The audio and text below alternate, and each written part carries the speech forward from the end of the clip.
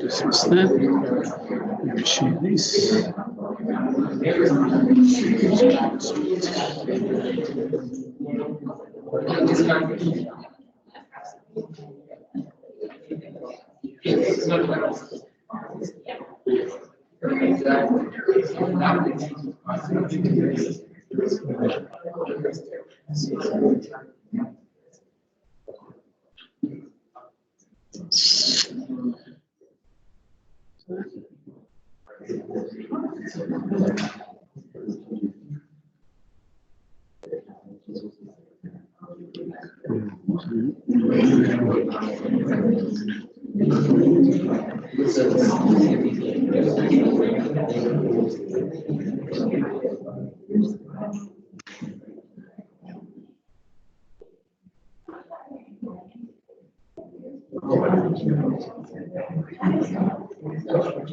Beautiful. Okay, just waiting to connect this.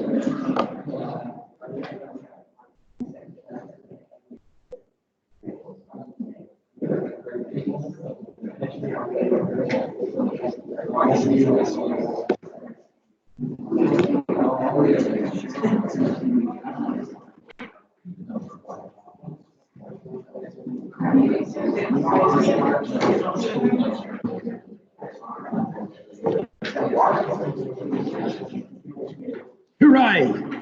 Excellent. Okay, thanks, guys. Thank you. Cool. Thanks for that. I appreciate your patience. All right, just we are recording, just so that you know that, just for our folks that are at home, so they don't miss out on what we're doing today. All righty. So next week on Tuesday, you're going to get emailed the first part of the assessment task. So you'll get that. That'll be sent out probably around about midday-ish.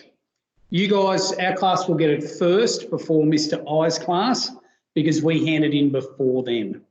Okay, so they hand it in at the end of period 5. We hand it in at the end of period 3.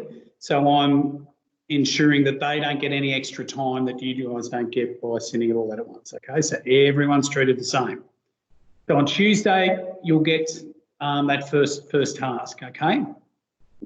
By the end of the lesson on Wednesday morning, you need to upload your response to Student Cafe, all right? If you want to do that at home the night before, you can do it there. If you want to do it in class during the lesson, that's fine, okay? But just by the end of that lesson, it needs to have been uploaded, okay?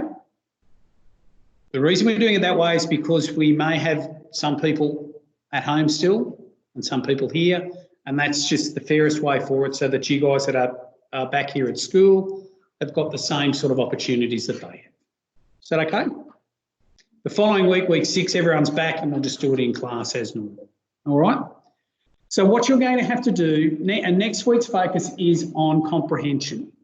We did that last week, okay? You did a look at the clip. I walked you through a sample response. You did a practice question there. I've put up a sample response and you should have a sample response for comprehension as well, okay? What I want to do this afternoon then is go through analysis with you, and in doing that, the process that we're going to go through in terms of interpreting the question interpreting the ISMG and you playing around. That's just going to revise the basic things that you're going to have to do next week anyway. All right, even though it's a different thinking skill, the processes are similar, okay? So basically by the end of the lesson, we'll have had a look at how we approach this. We'll have had a look at a sample answer that I've got to this, and you'll have written a response to another question, okay? So that's where we're headed in the next 60 minutes or so. Cool. So, during the week, what you've activity 2, you were looking at analysis and basically how we go through this. I just want to do a live example with you and work through, in particular, talk about how we can use the ISMG here, the marking guide, to help us work out what we've got to include in our response. Okay, so this is sort of the cheats way. It's the cheats way of working out, okay, well, what's my marker looking at, okay? When I come to mark it for this thinking skill will be out of 5 marks, I'm looking for the 3 things that I've got in colour in the top box, okay? You might want to have a pen or a pencil and a highlighter and stuff like that there, and you might want to be annotating this as we go because it's going to be helpful, trust me. All right? Cool. So, when we're talking about comprehension, we're talking about your ability to demonstrate your understanding of what the source is about. What is the message of the source? What ideas are they trying to convey? What things are they stressing that are crucial, et cetera, et cetera, et cetera. Okay? With analysis, we're breaking it down and looking at what they're saying, but we're also thinking about why they're saying it. Okay? And you've already done this. You've done this analytical stuff in our source investigation last term when you did your source analysis. So you had your source in the box on one side, and then you interrogated the source in the right-hand column. That's what this was about. This was testing your ability to analyse. Okay? So what we're looking for you to do, we're looking for you to use the features of evidence. So in your response, you're going to talk about some of this stuff. Some of this stuff. Okay? So you're going to pick some of this stuff that you're going to use in your response. The next thing you're going to do is the things that you identify, you're going to examine, you're going to discuss and explain from the source where we're seeing those features of evidence. All right? So you see it, you explain it, and then the final one in red there is you're going to use evidence from the source to help you support the things that you're saying, okay?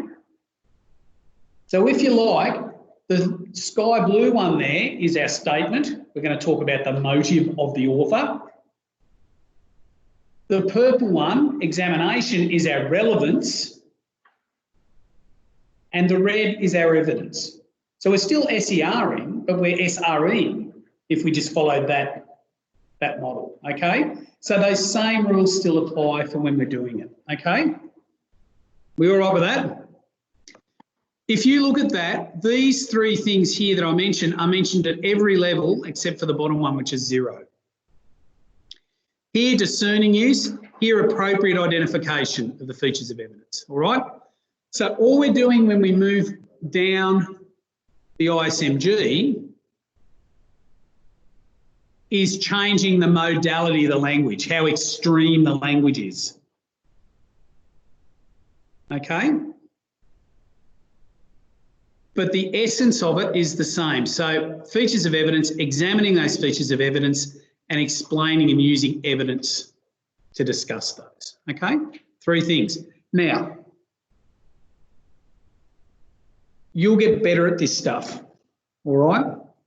But this is absolutely crucial. This descriptor is what you'll use in 11 and it's what you'll use in Year 12 for this type of assessment. It's the same for biology.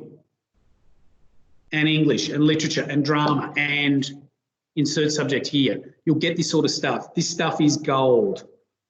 It's telling you. So when I mark, that's the stuff that I'm looking for. Okay? I don't just say, well, Nick Russell's mother cut me off in the car park, so he's getting a 0 no matter what happens. All right? I'm reading it and looking for that material in the response. Okay? Cool. Rightio, let's have a little look then at our task. Consider source 2 below and then respond to the question that follows. I'm going to go rogue here and just change this.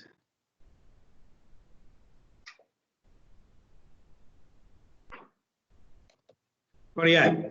So we've got 2 parts to our source here. The source context. All right. So this is telling you about who the author is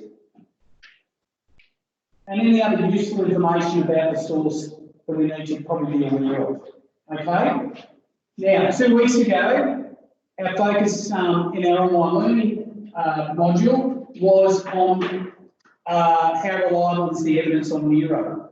And you did a little table activity that had Suetonius and Tacitus and Dio Cassius in them. And what you did is you had a look into their background and you came up with some notes on those features of evidence about the authors. All right? So you know a lot of this stuff, you've been exposed to a lot of this stuff already. Okay, so let's have a little look. Have a read of the source context for me now. Go, go, go.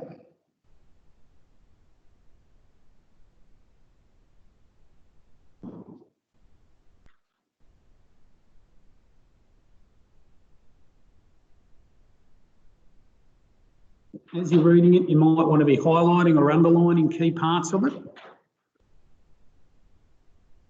because there's a lot of useful information there.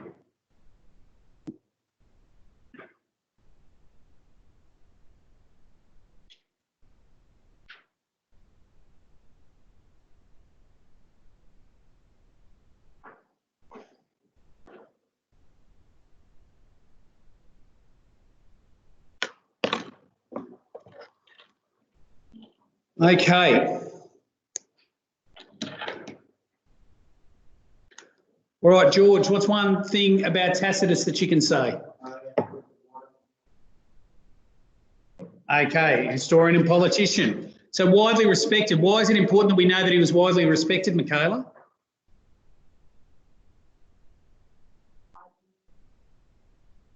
Yeah, but why is it important to know that he was widely published and respected? How does that help us, Ryan? Why is he reliable though? All right, okay, so potentially the reliability is better. All right, he's well known. He's, you know, his work's been accepted. What do we have to see? Trump's widely published. I don't know how reliable he is. Okay, what have we got? Okay. Okay, so he's biased towards it or against it. So he doesn't like the imperial system. He doesn't like this idea of the emperor being in charge. All right? And that's good, you can think that, but why is he biased? What's the reason he's biased? Taylor, what's the reason he's biased?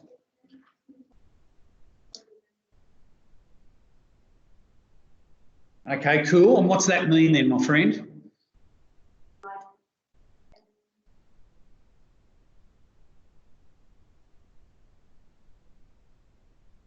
Excellent, good woman, rightio. So what happens under the imperial system, the emperor takes away all the opportunities and the chance of power. You get positions of authority because the emperor gives them to you.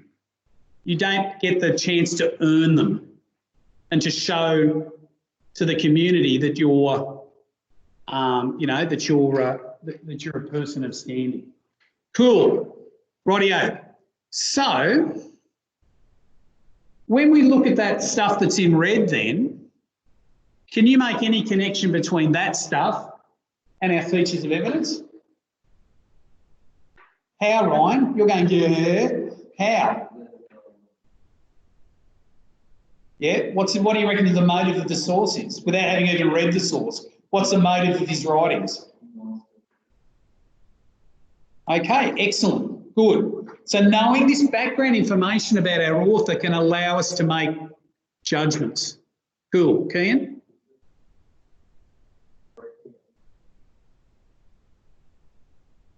Okay, excellent. So his audience is aimed at other members of that senatorial class that feel the same way he does.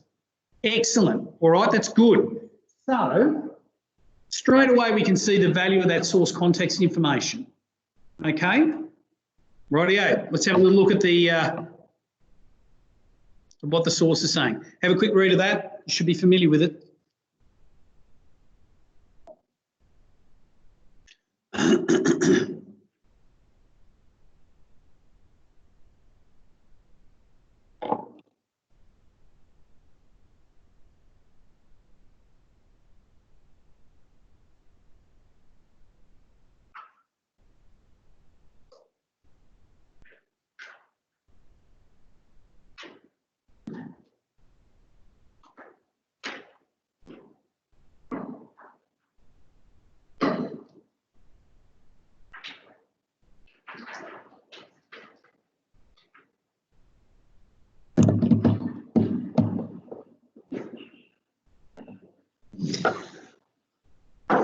All right. So the basic vibe is this. Nero had a tendency towards murder. So Nero naturally, according to Tacitus, was a violent individual, okay? And that he could, and there's evidence of him just losing his temper and just going for it, okay? But what it's saying there is that his minders essentially kept him in check. So you've got Agrippina on the side pushing him forward, you know, pushing him into the emperorship and doing all that sort of thing and manipulating him. But you've also got two other men that are important in helping him rule early on. Burrus, who was the leader of the Praetorian Guard, the imperial bodyguard, and Seneca, his tutor, okay, his teacher. All right? So Tacitus there is essentially saying that it's those two guys that keep a lid on him, that they both agreed and they both believed that they needed just to guide him and control him to make sure that he didn't get out of control, okay? So they aided each other to ensure that Nero's temptations should be restrained. Just think about it. He's an 18, 19-year-old young man, and he's the most powerful person in the Roman Empire. He can do whatever he likes because he's the emperor. All right, so these guys are trying to keep a hold on him. But each had to face the same conflict for influence with Agrippina, who desired power. So there's a bit of a competition between Burrus and Seneca and Agrippina for influence and control over Nero. If he does get out of control, like if he is allowed to do whatever he likes, Agrippina can slide in there and take advantage of that, okay? Which means that she can strongly influence the emperor. Whereas Burrus and Seneca are working the other way and trying to keep him constrained, trying to keep him focused on what he's meant to do, all right? And the first 5 years of his reign, they do well. This is the golden age of his reign, all right? So he reigns for 14 years. So he's got to get something right. The first 5 years are good, primarily because Burrus and Seneca can keep a lid on it. Okay? Rightio, let's have a little look at what the question is now. So this is really the first thing we should be doing. We should be looking at our question first, then we look at our source. We'll talk about why that is in a moment. Let's have a little look. All right, have a quick little look. Highlight, underline any key words.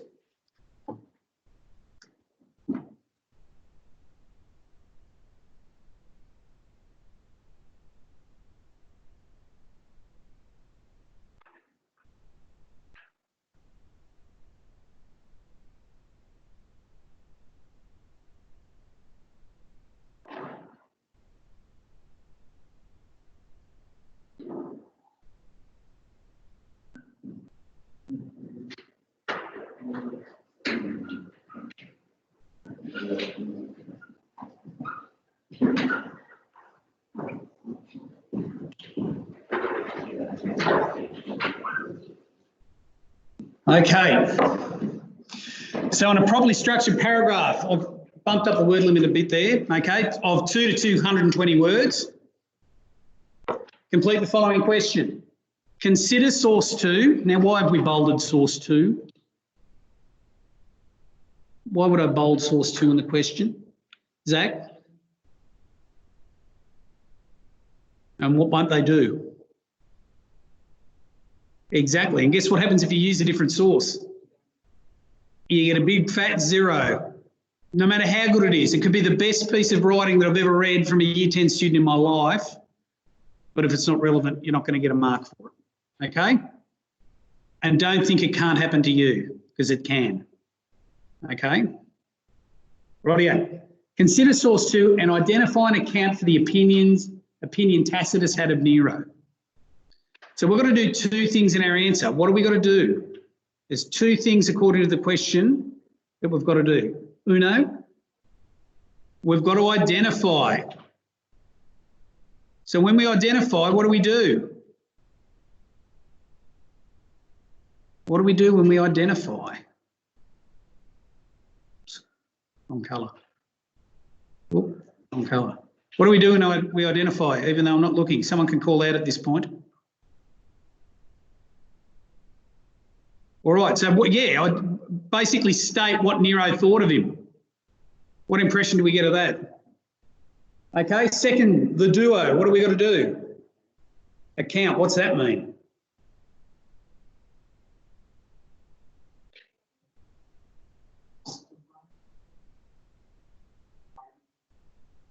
Yeah, probably not justify, you're not necessarily justify, explain why, that's better. When we see that account for, we're looking for explanation, all right? So we need to state Tacitus' opinion of him, and we need to explain why he has that opinion. Cool? Excellent. They're the 2 parts to our response. Rightio, but hang on, there's more. Your response should include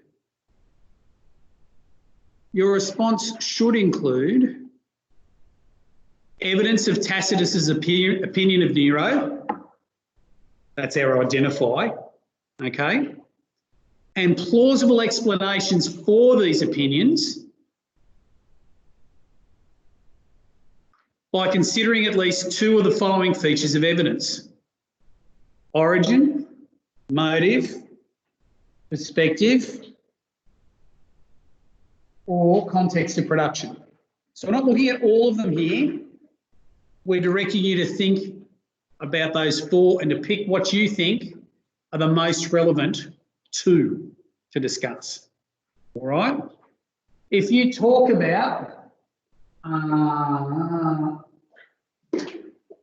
audience or implicit meaning, you're not going to get marks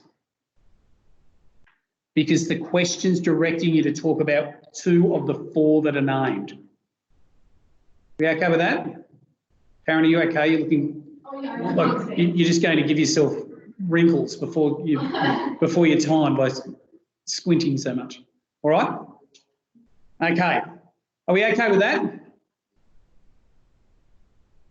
So we've got to make a decision then about what features of evidence we're going to use and discuss to best show why Tacitus has that opinion of Nero.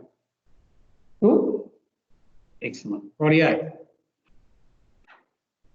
I'll just drop this off and we'll just have a little look at another one.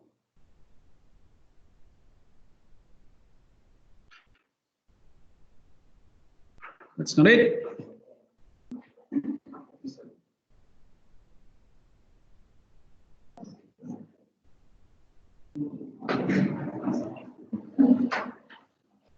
That'd be it. Okay.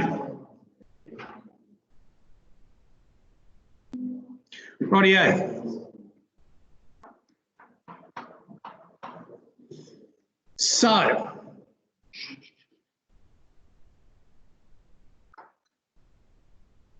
what I'm going to do in the response that I'm about to show you, we're going to go through as a family. We're going to talk about motive and perspective. All right. So what I've done when I've got the question then is I've identified the keywords in the question, what I've got to do. I've then gone into my scaffolding, which are the dot points, and worked out what the scaffolding's telling me, all right? So in my scaffolding then I've used two colours. I've used yellow for the identified and green for the account, okay? And in accounting for, I'm going to talk about the motive behind why Tacitus writes and his perspective, okay? How he looks at Nero. Where does he look at Nero from? All right? Now, we talked about perspective before. It's different to point of view. Tacitus's point of view is because of the perspective that he looks at Nero, okay, where he looks at Nero from. So I'm born and bred in New South Wales. I followed New South Wales in the state of origin, all right? So I will always look at a game of state of origin football from the perspective of someone from New South Wales that was raised in the country in a rugby league town and that basically couldn't escape it for the first 20 years of my life. Okay, I always shock people when I tell them that, all right? But that's okay. I've lived in Queensland for 20 years. Now, that is my perspective. That's how I look at origin. My point of view, though, is that we've just been hopeless for 13 of the last 15 years, okay? That's my point of view. But my perspective in saying that is from a New South Wales supporter. We okay with that? So, not this, that as the understanding of the concept of perspective, not the fact that I'm from New South Wales. You've just got to deal with that. Okay? So, what we've got to do then is we've got to look at, when we're looking at perspective, is put ourselves into Tacitus's shoes, literally, and look at Nero through his eyes. Cool? Big difference between perspective and point of view. All right? The perspective you look at something will give you your point of view. Cool. Rightio.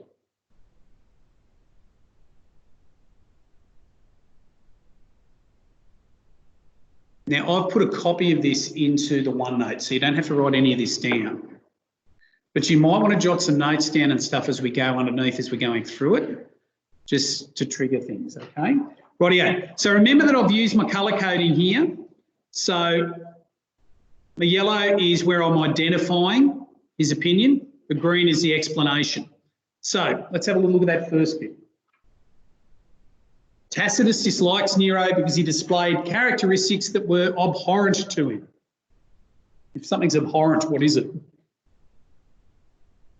Awful. It's terrible. It's shocking. Okay?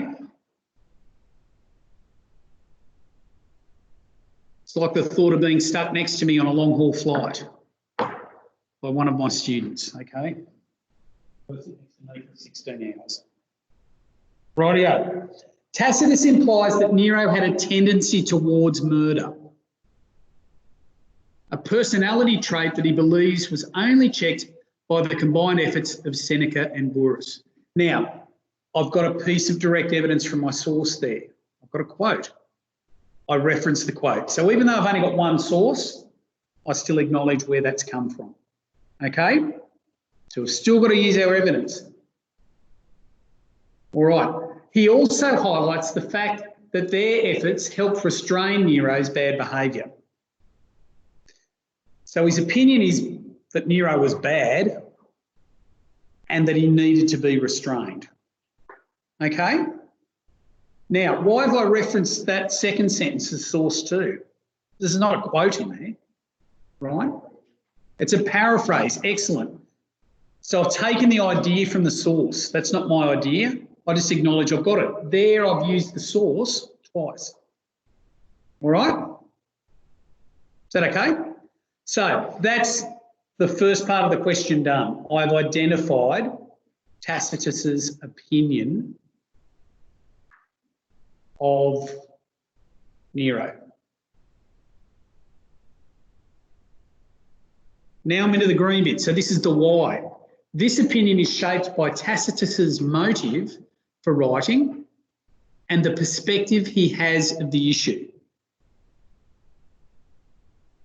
So there I'm identifying the two aspects that I'm going to discuss to explain why Nero thinks that way. I've mentioned motive, I've used the word motive, and I've used the word perspective. Okay? Rightio. Now, when we go through into this next bit then, I've started to change the colour of the text, all right? And that links to our marking criteria further back up here, all right? So identifying features of evidence is in sky blue, discussing it is in purple, and the evidence from the source is in red, okay? Remember that. Rightio. Firstly, now why do I say firstly? Taryn, why would I say firstly there? Good, it's my first statement. And also what else is it saying to the marker? I've got more, baby. I've got plenty where that came from. Don't you worry about that. So firstly, Tacitus wishes to promote the idea that the early emperors abused their authoritarian power to satisfy their own desires. So here I'm explaining a feature of evidence that's in his work, all right? This motivation. So I'm stating the feature here, and I'm examining it or explaining it before that.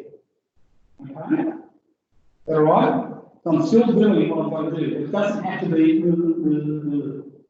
all right? You can be creative. This motivation is also influenced by the fact that he wrote at the time of the Roman commission and then got criticised for his abuse of power. All right? So his motivation for writing is to highlight how bad this system is. Okay? Emperorship is fantastic if someone's in the job that's good at it. But if they're not suited to it, if they're no good at it, that's when things go really bad. And that's what happens here. We looked at that last year when you guys did French Rev, when you looked at the reign of Louis, okay? France has got everything going for it until Louis gets to the throne. All right? He's just not suited to be king. But he's an absolute monarch. He's got complete power. All right. In red then. If it's in red, what am I doing? What's the red bit? Is that? Relevance, yeah, the evidence. The evidence. This is demonstrated when he comments that Nero's excesses needed to be constrained. All right, so Nero's got to be kept in check because he's going to abuse his power otherwise. So straight away there I can see that I've got a link between motivation. I've explained why he's motivated, and I'm providing evidence that supports that there. Okay? Rightio. This helps shape Tacitus's perspective of the issue as he looks at the actions of the emperor through the eyes of the senatorial class, such as himself, who bore the brunt of imperial reprisals when the emperors believed their power was threatened. So when the emperors got nervous, the people most likely that were going to get rid of them weren't the people. It was the aristocrats, the patricians, the ones at the top of the tree. Okay, because they were the ones that had the most to gain if the emperor was overthrown. Okay, so the emperors picked on the senatorial class because they're their direct threat. Not all the time, but the bad ones did, the ones that were insecure. All right. Tacitus's approval of this social class can be implied through his complimentary description of Seneca's dignified behaviour. Okay, direct quote there, a bearing that was expected of an aristocratic Roman, source 2. So the language that he uses to describe him tells us a bit about what he thought of him. Okay? And the words that the authors use in their source will tell us you know, why they think the way they do. Keen? When you said this helps, did it mean this helps shapes or this helps to shape? Like chairs, it helps shapes. Where have I got that? In the green. In the green. This helps, yeah, it should be shape per. Thank you. This helps shape Tacitus's perspective of the issue. All right. So again, I have, even though it's highlighted, it doesn't come through. There's my feature of evidence. Here's where I've examined it, discussed it. Here's some evidence to back up and support it. All right. At the end, I've just got a little summary sentence that brings it all together at the end, brings it home, and that's it, job done. Thus, Tacitus's negative views are prompted by his own experiences of this type of leadership. All right. Now, that's about 210 words, so I'm going in within my range there. All right. And when I go back up here, I know that I've talked about motive. And this is the last thing we should be doing, remember. When we've written it, we've got to read back over it. We've got to give ourselves time to review it. Okay, I know that I've talked about that. I know that when I've mentioned it, I've examined it, I've discussed it, I've explained what it is. Okay? And I've provided evidence to back it up. All right? When I'm examining it,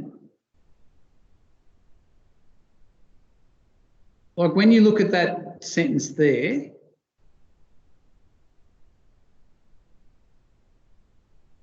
is that just defining motivation, that sentence? Am I just defining what motivation is by doing that?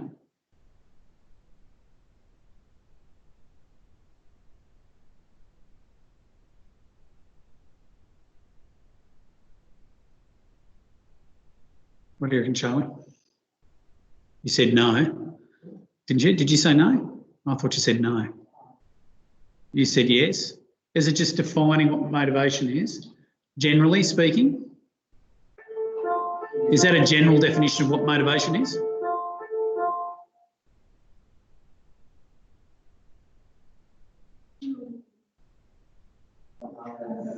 The highlighted purple bit, is that a general definition of what motivation means?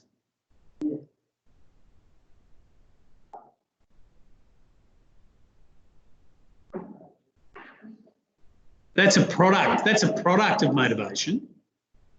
That's a consequence of motivation.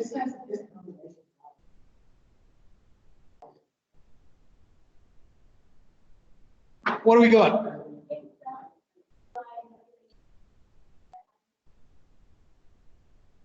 Yeah, it's underlying. So it's not, that's not a dictionary definition of what motivation is. Okay? Yeah. That's not a dictionary definition of what motivation is, all right? When you examine it, you don't just regurgitate, say, okay, I'm going to memorise what all of these are, and then I can just regurgitate that in my response. That's not how it works. What have I done? So I'm showing there that I know what motivation is by doing what? How am I showing what motivation is? That I understand motivation and what it is. What do I include in the sentence, Nathan? I'm putting it into my own words. Good. Yeah. What else? Michaela? Yeah, okay. So I'm looking at the consequences of motivation. It's not a generic definition, guys, because I'm talking specifically here about Tacitus. All right? The point I'm trying to make is that when you identify this and saying, yeah, well, I'm going to talk about motivation, you've got to do more than just say, well, motivation is what makes people do stuff. Full stop. Okay? You've got to use that general definition and apply it specifically to the source that you're working with. Okay? That's the difference between getting 3 out of 5 and 5 out of 5. That's why I'm spending time on it. Okay?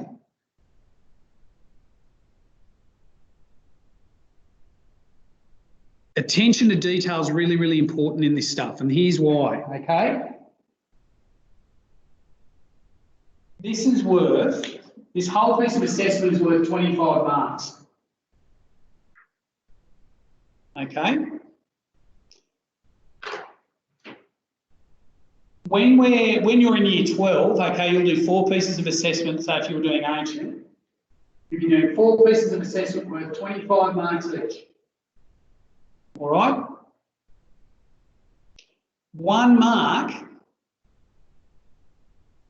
is really, really important. When you look at it on its own, if it's out of 25, that means that 1 mark here equals 4%.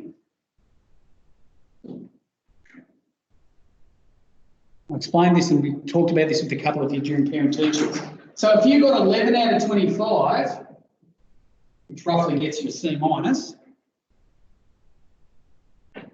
if you get an extra 2 marks, all right, so that's 44%. If you get an extra 2 marks and go to 13 out of 25, that actually pushes you into the range into a C plus, 52%. It's at the very bottom end of it, you just get there, but it's a C plus. 2 marks. All right? So in this case, you've got to talk about motivation and talk about perspective. If you just state those and don't explain how it's relevant to this particular question, there's 2 marks blown straight away, and you go from a C plus down to a C minus. All right? 1 mark counts, and it's attention to detail, guys. And the sooner you learn that for every subject, the better you're going to go. All right? Rush through stuff, get it done, yep. Close the OneNote, I'm finished, all right? Or take an extra 5 or 10 minutes, read back over what you've done and tidy it up. If you start doing that, you're going to get better results in every subject you do. And that's not me making stuff up. Okay, just trust me on that. That's not me making stuff up. All righty? So that's why I've gone through today, and we've gone through that really, really carefully. And that's a hard thing to do, period 7 and 8 on a Friday afternoon, your first week back at school. Okay? But the next lesson we have, you're writing a paragraph response for me. That's why I've done it. Okay? Rightio, that's fantastic. Okay, I'm going to hold it there in terms of this bit.